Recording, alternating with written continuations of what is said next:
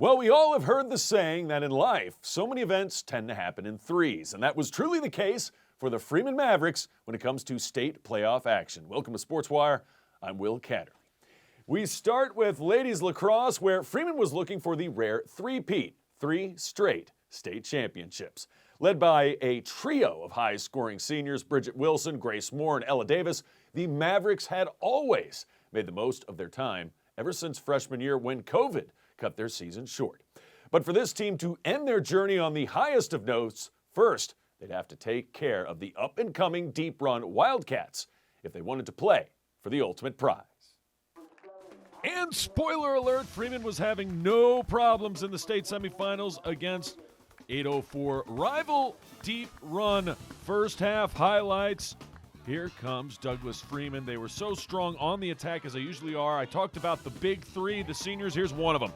Bridget Wilson. She shoots, she scores. Freeman up 1-0. There'd be a lot more where that came from. Defensively, in transition, goalie for Deep Run, looking, firing, finding the wrong jersey. And it's Grace Moore. You want more? She's got more. Fires, finds back the net. She shoots, she scores.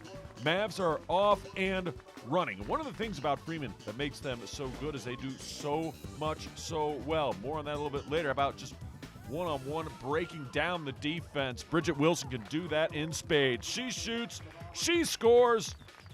Another one of the seniors carrying this Freeman team. They would have a 3-0 lead. There's a lot more that came from with 17 minutes ago on the restart. She's got Ella Davis eyes. She shoots, she scores on the penalty. One of that triple threat that really gets Freeman going. More from Grace Moore. Fires, finds it back in the net. Freeman Mavericks would score the first 12 goals in this one, and they would hold Deep Run scoreless in the first half as well. Here's another player who's really come on. Number 16, Ella Post. She's saved right there. The one great moment for Deep Run. Their keeper was busy. She did a good job for the most part, but, I mean, Freeman had the ball in the attacking half all game long. Shooting, scoring. Grace Moore does it again. One of the leaders in this state semifinal. And like I said, they're so good at so many things. They win draws, okay? They get ground balls, all right?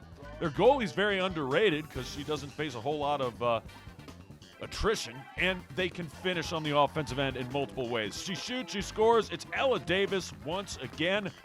Freeman is rolling, and the Mavs still not finished. Still late first half. Pass inside, firing, finding the back of the net. It's Ava Gardner, and she will be back as a junior this year, rising senior, and Freeman takes care of business. 19-2, your final.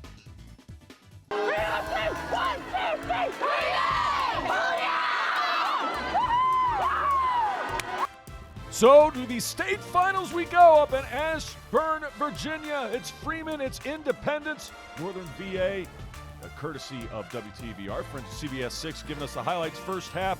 Independence jumped out to a 2-0 lead. Did the Tigers? High schools are only about 4 years old, but Freeman had answers.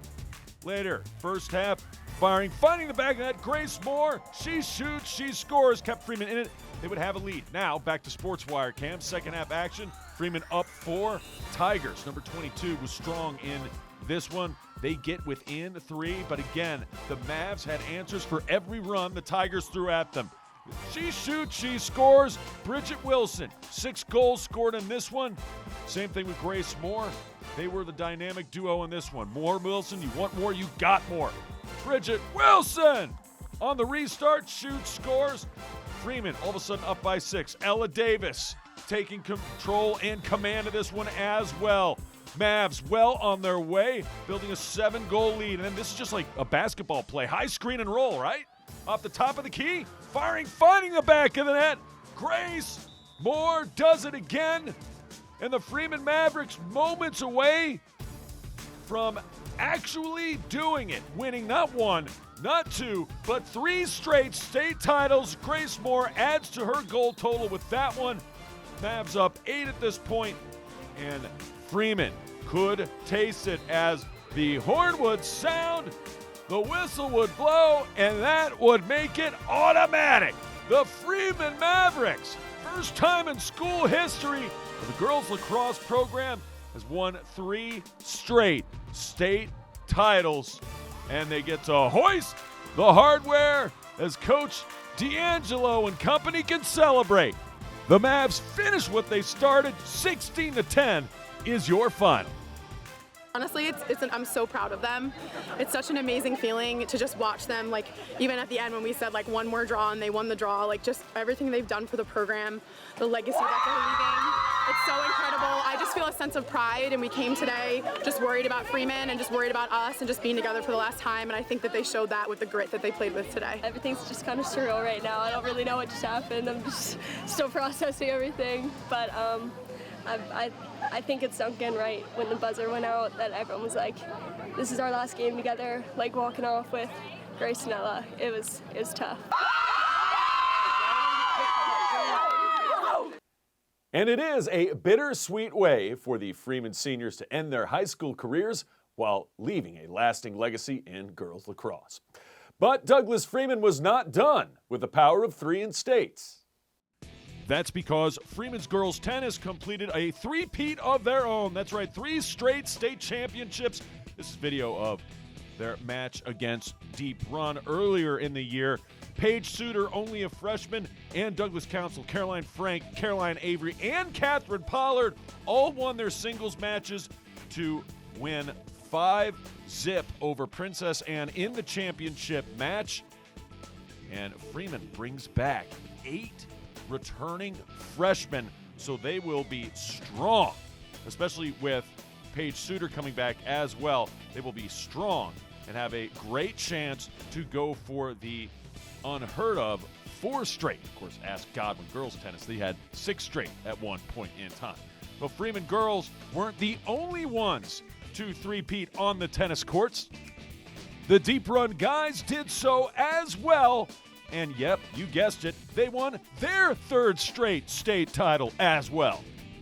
Zach Fleischman, Grant Kruzma, Aiden June, Andy Liu, and Koshik Narasimhan all won their singles matches in straight sets as well to get the shutout 5-0 over 757 squad Frank Cox. This was more surprising than Freeman, not because Deep Run wasn't talented, they're extremely talented, but because they were replacing 5 seniors from a year ago. So this was kind of a learn and get better as you go along season. Deep Run did not flinch. Yes, they suffered losses to rivals Godwin, seen here earlier in the season. They did not lose this particular match. They did lose to Godwin, and they also lost to Douglas Freeman along the way. Turned it around, though. Got to the state semifinals where they took care of aforementioned Mills Godwin, and then get the straight 5-0 win over Frank Cox to win their 3rd straight state title. Congrats to the Deep Run Wildcats boys tennis team. We have much more lacrosse action when we return. The Freeman ladies weren't the only ones looking to end the season with some extra hardware. The Mavs boys team was making big-time state moves themselves, all while fighting through the smoke. I'll explain straight ahead.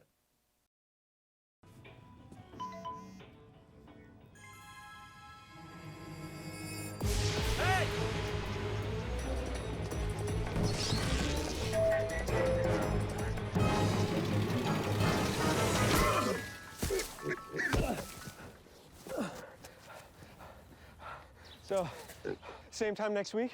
Well, of course. Put away a few bucks, feel like $1 million. For free tips to help you save, go to Feed the Pig. Welcome back to Sports Wire. Welcome to Glen Allen High School. Glen Allen High School for Freeman Midlow. Semifinal boys lacrosse. Well, that's right. 20 seconds into the 3rd quarter, 7-6. Freeman, not anymore. They tie it up at 7 with that goal right there. And then the double B-button spin move. Extravaganza. Number 23 doing the honors. He shoots. He scores. Scott Johnson. But Freeman had answers. Tied at 7. Check this out. The pass. Number 25 puts a biscuit in the basket. Zachary Stewart makes it 8-7 match. This game was moved several times due to poor air quality. Remember all that smog and smoke we had from the Canadian wildfires down here in Richmond? Yeah, so they played this the day before the state championship game. To the winner go the spoils, but also a long trip to northern VA in the wee hours of the morning. Freeman making sure it's going to be them. Number 20 makes it 9-7. Midlow fights right back. It was Thomas Bernhardt, by the way. They score and cut it to 1. These teams played twice earlier in the year. Both were Midlothian victories. Both were narrow. Matter of fact, in the regional finals, Freeman trailed 11-3 with 6 minutes to go, lost 11-10. That was a comeback. Andrew Escobar knocks home one. Big one to make it 10-8 with 11:03 left. There it is in super slow-mo. Yeah, he's pumped. Here come the Mavs one more time. Ripping one. Going middle right corner. Shooting, scoring. Number 20 had a field day. Thomas Bernhardt was huge for the Mavs. They're up 11-8. Midlothian, though, too good to go away. Number 3, Wes Hazard was hazardous to Freeman's defense. They're only down 2. Midlow, still not done. He shoots, he scores 11-10, only 6:11 left. But the Mavs would not falter. Big shot, bigger save. Keeper makes a huge stop there, and then an insurance goal late by this man. Charles Bernhardt firing, fighting the back of the net, and the Mavs would have a 12-10 lead with only 3 minutes to go, and they would milk the clock after winning the draw after that. And it's the Freeman Mavericks moving on to the state championship match. Final score, Freeman 12, Midlothian 10. And that takes us to the state championship game. Freeman had to get on a bus at 6 in the morning for this 10 a.m. start against Riverside, playing at Briarwoods. Their school just, 10 minutes away, 10 miles at least. And this guy was a thorn in Freeman's side. He shoots, he scores, chase, pass Chuck. He could not be stopped. Pass Chuck once again. Riverside would build an early lead in the first quarter. Part of the problem for Freeman was 3 of their first shots on goal all hit the post and bounced out. That gave Riverside a 5-0 advantage after 1. Second quarter, Mavs find their legs a little bit. He shoots, he scores. Charles Bernhardt puts the biscuit in the basket. Mavs on the board. But Riverside had answers. Oh my goodness, that is a sweet goal. Oh my goodness gracious. Denny Wrights is good to Wrights. He knocks that one home behind the back. Freeman not to be outdone. They put up a heck of a fight staying in this one. Charles Bernhardt once again. The Bernhardts were terrific against Midlow. They were again against Riverside. Mavs trying to cut this thing to under 5, and they would. He shoots, he scores. This time Thomas Bernhardt knocks it in 8-3 at the half. Freeman's come back from worse.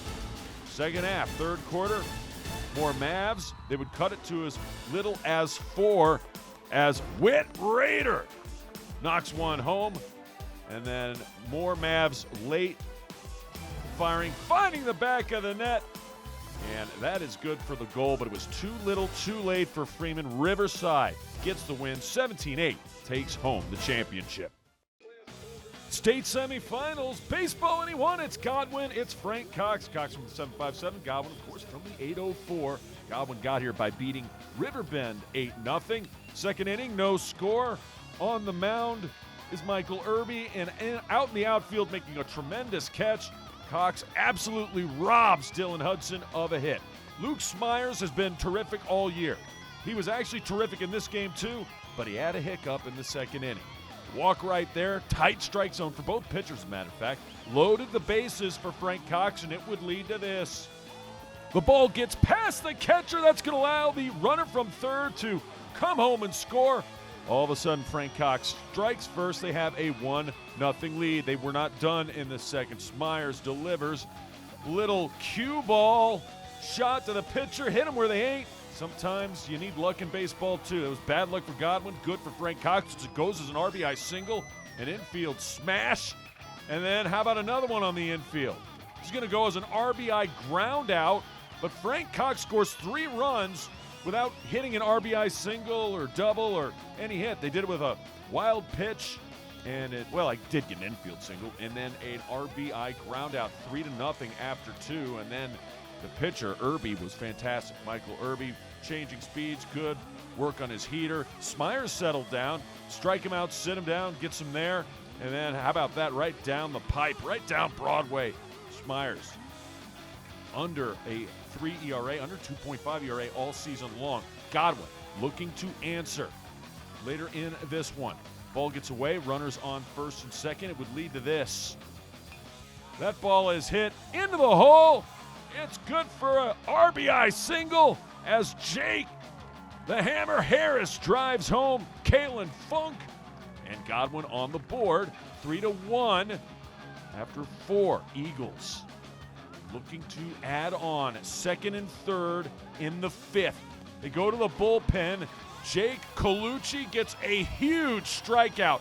A single probably drives home 2 and ties the game. Instead, it stays 3-1. Later, last chance in the 7th. What a diving play as Frank Cox takes care of that play. And then the final out in the 7th, the Falcons finish off Mills Godwin, and the Eagles come across in this one on the short end of what was otherwise a tremendous year and lose 3-1 is your final.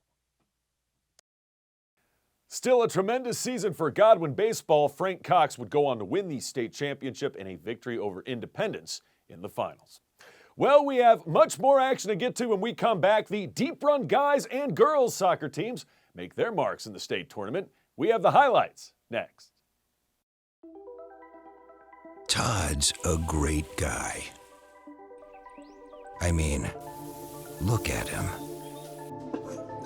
What a sweetheart. Attaboy.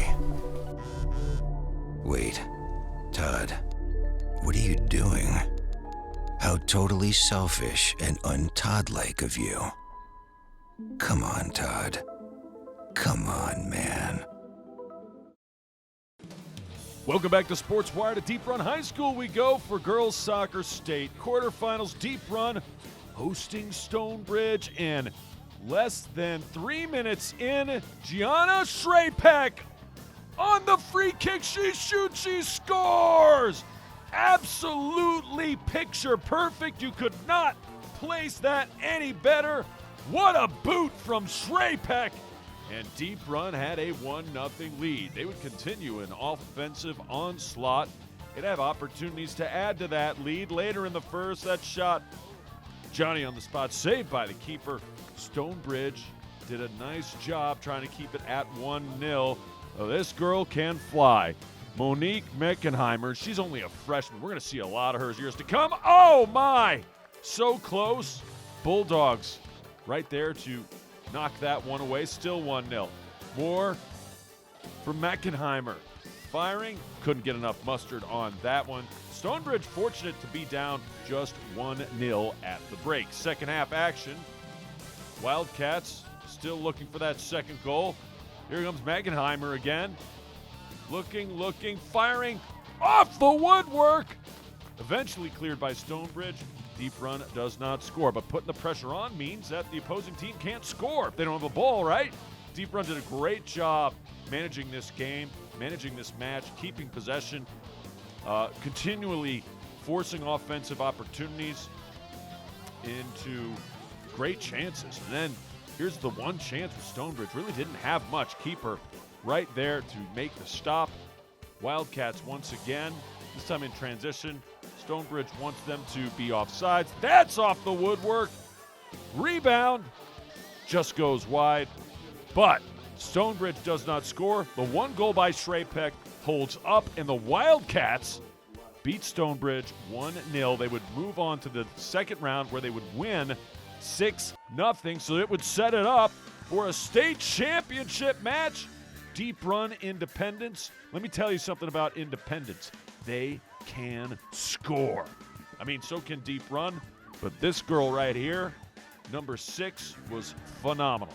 Caitlin Nimmer, less than 30 seconds into the match, she shoots, she scores, and just like that, the Tigers have Deep Run by the tail with a 1-0 lead. Nimmer came into this one with 31 goals in just 22 games. Look who's coming back, though, for the Wildcats. They had opportunities here. This shot Nice save by the keeper. Independence goalie made some big stops. Monique Mackenheimer again trying to get that done. And then it was just a one-touch passing. Independence was just silky smooth on offense. This is not bad defense. Maybe a poor pass to create the offensive opportunity, but otherwise, she shoots, she scores. Otherwise, it was good. But there's that name again, Caitlin Nimmer. Her second goal of the afternoon, and she's not finished. Still first half. Minutes later, on the move again. It's Nimmer again, and it's Nimmer time. She shoots, she scores. And Independence, Nimmer with a hat trick, 34 goals in just 23 games, over 20 assists on the season as well. She earns first-team accolades for sure. Seen crazier comebacks in soccer, however. Deep Run makes a nice stop here, and they would have more opportunities. Maybe one of the best ones was right here. Still first half, down 3-0. Wildcats probing, finding Shrapek, Gianna firing. Oh, what a stop by the keeper. I thought Gianna Shrapek had that one, but Independence scores 3 in the first, and they take care of business to take down the title. 3-0. You're fine. Back to guys soccer, back to Deep Run High School taking on Riverside State quarterfinal action. This was a tremendous match. Seconds in, Bovo has a chance. He's got the ball. Oh, he just reacted too fast. Chris Bovo with an opportunity to make it 1-0 Deep Run. Moments later, another great chance for the Wildcats. That somehow gets cleared, and that's hit too high. Deep Run 2 golden opportunities to be up 1-0. Pressure still on Riverside, though. Here comes a shot by Bovo. Blisters it, but it goes wide to the left. So Riverside dodges a bullet there. Meanwhile, Riverside Rams putting together some offense of their own. The rebound, oh, just goes too high. A chance for the Rams to go up one. Still first half highlights. There was a lot going on in this one. Lots of open play. Really was fun to watch. Some soccer games just kind of stuck in the mud. Big moment here. This was not one of them. Foul in the box. Bovo gets the free kick. He always puts it in, but not this time. Rams make a huge save. The keeper guessed correctly. Still no score. Still first half. Wildcats might get one here, right? Fires. Oh, but right at the keeper. Still no score.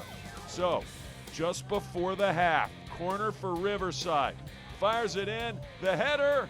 That goes above the bar, and it's still no score. More Riverside. This time, gets past the keeper. He shoots. He scores. The keeper got screened, but the goal counts either way. They say no contact, and Riverside would have a 1-0 lead at the half. Second half, switching sides. Deep Run trying to get the equalizer, and the Wildcats right here going to get the foul call for the second time in the match in the box. So that means another penalty kick for the Wildcats. And this time, he shoots, he scores! Number 12, it's David Bonjo. So Bovo couldn't in the first, Bonjo can in the second, and we're knotted at 1. Still 1-1, and there was plenty of action after this. Chance for the Wildcats here to take a 2-1 lead. The header, oh my, just goes wide. Then keeper out of position later, only about 3 minutes to go in the half, and Riverside shoots and scores. Oh my! The Rams score in the final 3 minutes of the first half. They do it again in the final 3 of the second half, and that would be the difference. 2-1. Rams move on. Excellent seasons, just cut short for the Deep Run guys and girls soccer teams. Plenty of talent will return before the start of next season, however. And with that, we put a ribbon on what has been an exciting spring sports campaign across the board, and look forward to the fall, when I will see you again, probably a little before that, in fact. Until then, if you have questions or comments about the show, just send me an email to this address, sportswire@henrico.k12.va.us, and you can always follow us on Twitter or watch us on YouTube. I can't wait to see ya next time on Sportswire.